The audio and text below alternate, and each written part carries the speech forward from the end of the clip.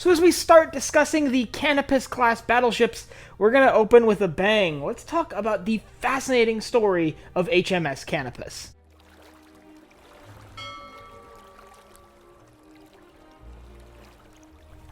Named for the ancient Egyptian city of Canopus, she was laid down on January 4th, 1897, and launched later that year in October of 1897.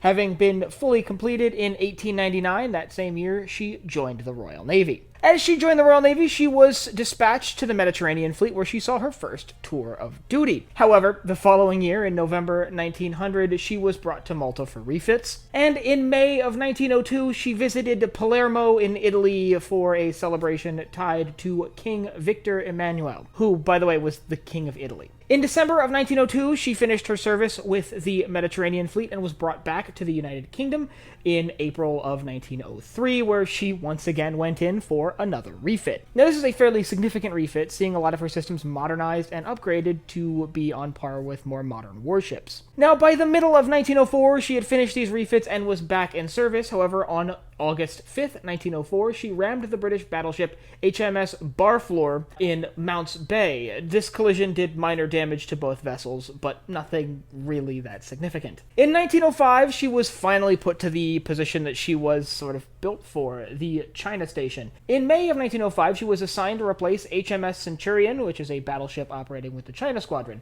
As such, she set out for China. However, on her way there, a treaty of alliance was signed by Britain and Japan, and as a result, the number of battleships at the China Station was reduced, and Canopus, who was now on her way to the China Station, basically turned around and started making her way back home, making her the only Canopus-class battleship to not serve at the China Station. In July of 1905, she entered service with the Atlantic Fleet before being transferred to the Channel Fleet in January of 1906. In 1907, she was transferred to the Home Fleet, and this saw another significant refit carried out.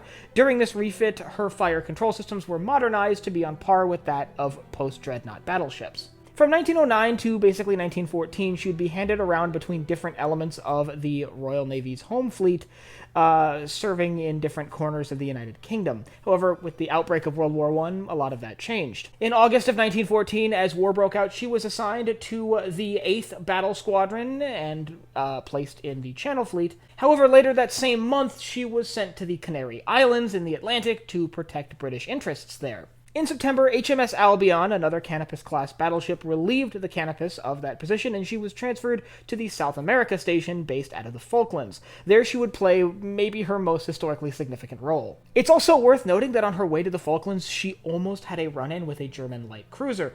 And pardon my pronunciation, Karlsruhe. Off the coast of Brazil. Now, the German light cruiser intercepted radio communications that indicated the Canopus's presence in the area and changed course to avoid coming into contact with the British battleship. Canopus arrived in the Falklands on October 18th, 1914, and was immediately drafted into the effort to hunt down the German East Asia Squadron under the command of Vice Admiral Maximilian von Spee, a very threatening German cruiser force that had wreaked havoc in Southeast Asia before making its way towards the Atlantic. Now, a British task force had been assigned to engage von Spee's forces. This task force consisted of the armored cruiser, the Good Hope, and the Monmouth, as well as the auxiliary cruiser, the Otranto, and the light cruiser, the Glasgow. Now, the original intention of Rear Admiral Christopher Craddock, who was commanding British forces on this operation, was to leave the Canopus to sort of guard his colliers while his faster cruisers went out to engage the force of German cruisers. The idea being that the British cruisers could pursue and force the German ships into an engagement where the Canopus would be too slow to really keep up with the German fleet. However, as he set out to carry out this engagement, he received orders to not engage the German forces without the Canopus present, as the Canopus had a lot more firepower. However, before he could turn around to correct his mistake, they ran into the German East Asia Squadron. As this engagement was just beginning, the Canopus departed Port Stanley as a guard ship for a number of colliers that were needed to refuel the faster British cruisers. Little did the crew of the Canopus know that over the horizon, the Battle of Coronel was taking place, where the German East Asia Squadron successfully sank both of the auxiliary cruisers in the British force, and left basically just the Glasgow and the Otranto surviving this engagement. I think it's actually interesting to note that Admiral von Spee, the commander of the German East Asia Squadron, wrote in one of his logs about the Canopus's absence at the Battle of Coronel. He wrote, "Against this ship, we can hardly do anything. If they had kept their forces together, we most likely would have come out second best." With the defeat of this initial effort to counter the German East Asia Squadron, a new plan was hatched as British forces began to pull back to the Falklands in an effort to harden that outpost. One of the ships pulling back to the Falklands was the Canopus. The decision was made to turn the Canopus into basically a stationary fortification, with her being beached in some mud, the tops of her masts being cut off to cut down her visibility, and phone lines being connected to land-based fire control stations so that her guns could be coordinated at a much further range. Furthermore, a second British force was dispatched toward the Falklands to counter the German East Asia Squadron. This force consisted of 3 armored cruisers, the Defense, the Caernarvon, and the Cornwall, as well as 2 battle cruisers, the Invincible and the Inflexible. On December 8th, 1914, the German East Asia Squadron was sighted off the coast of the Falklands by spotters on board the Canopus, who quickly opened fire on the approaching German cruisers, with their shots all missing. However, combined fire from the Canopus,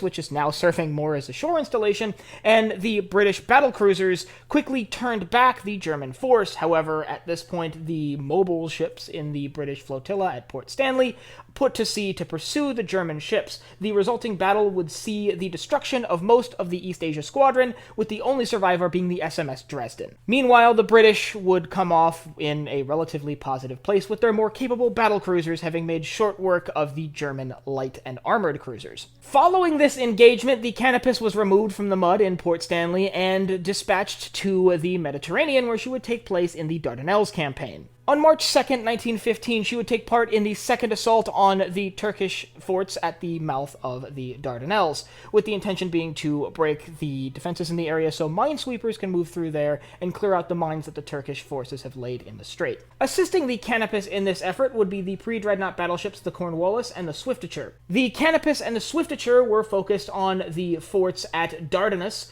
while the Cornwallis engaged the smaller forts at Intape and Erincoy.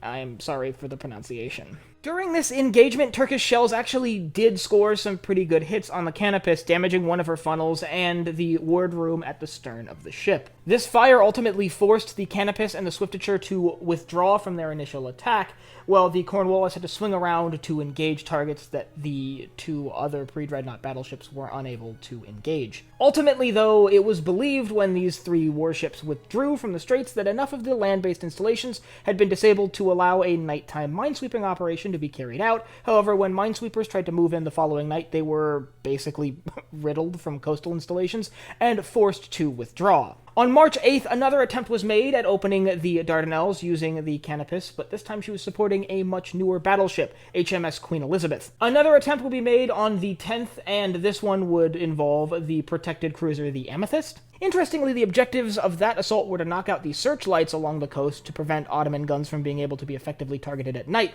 which ultimately they weren't able to succeed at knocking out those searchlights. On the 18th, there was yet another effort to dislodge these Turkish forts using a combined force of British and French warships.